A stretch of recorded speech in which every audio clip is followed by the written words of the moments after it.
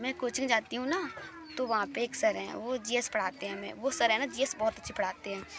तो वो सर हमें है ना इतिहास पढ़ा रहे हैं। तो उन सर ने क्वेश्चन किया था कि मानव को सर्वप्रथम कहाँ देखा गया था। तो सर ने बताया था, मतलब सर ने बताया, बच्चों ने बता दिया था कि अफ्रीका महाद्वीप में मनुष्य को सबसे पहले देखा गया था। उसके बाद वो अन्य जगहों पर फैल गया, जैसे यूरोप वगैरह और जगह थे ना, वहाँ पे धीरे धीरे फैल गया मानव। और उन्होंने बताया था कि जो हमारे पूर्वज थे ना, वो वानर रूप में थे। मतलब फिर धीरे धीरे धीरे धीरे फिर जाके हम लोग ऐसे बने। मतलब सर ने बताया था, मुझे ज़्यादा याद नहीं है। सर ने मतलब अच्छे से बताया था हमें, हैं। फिर मैं सोच रही थी, सर बता रहे हैं कि हमारे पूर्वज बानर थे।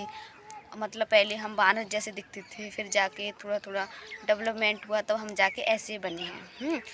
तो और मैं यूँ सोच रही थी, और हमारे यहाँ उत्पत्ति कैसे हुई है। मतलब हमारे यहाँ पर तो और ही कुछ बताते हैं कि मानव की उत्पत्ति कैसे हुई है। जैसे कि ब्राह्मण है हमारे यहाँ, ऐसे मतलब सभी लोग बोलते हैं, एक नहीं सब बोलते हैं कि ब्राह्मण है वो मुख से पैदा है, और क्षत्रिय है वो भुजा से पैदा है, और जो वैश्य होते हैं वो जांघ से पैदा, और शूद्र हैं वो पैरों से पैदा है। मतलब मैं यूँ सोच रही थी, सर तो कुछ अलग ही बता रहे हैं कि हमारी उत्पत्ति बानर रूप में हुई थी, और यहाँ तो हमें तो कुछ और ही बताते हैं कि ऐसे ऐसे ये होता है। मतलब मैं सोच रही थी कि कोई मुख से पैदा कैसे हो सकता है। तो मुझे समझ में नहीं आ रहा था, सर कुछ और बता रहे हैं, ये कुछ हमारे यहाँ पर कुछ और ही है। मतलब हमारे भारत में तो उत्पत्ति कुछ अलग ही तरीक़ा से हुई है। तो मुझे यूँ समझ में नहीं आ रहा कि हम पहले बानर जैसे दिखते थे, वैसे उत्पत्ति हुई है क्या, जो हमारे यहाँ पे जो हमें बताया जाता है कि ब्राह्मण मुख से पैदा है, क्षत्रिय वैसे शूद्र को पैरों से बताया गया है, इनकी उत्पत्ति ऐसी हुई है।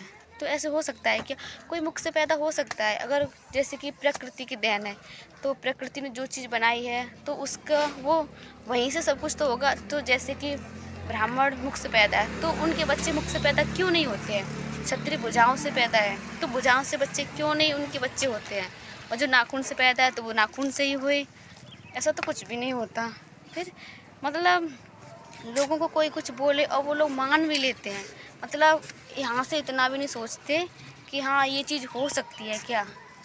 भगवान ने हमें दिमाग किस लिए दिया है, जो जैसा बोले जा रहा है बस वैसे माने ही जा रहे हैं, माने ही जा रहे हैं। और फिर गलत बात ये नहीं है कि गलत बात, मैं सही बोलूँ ना।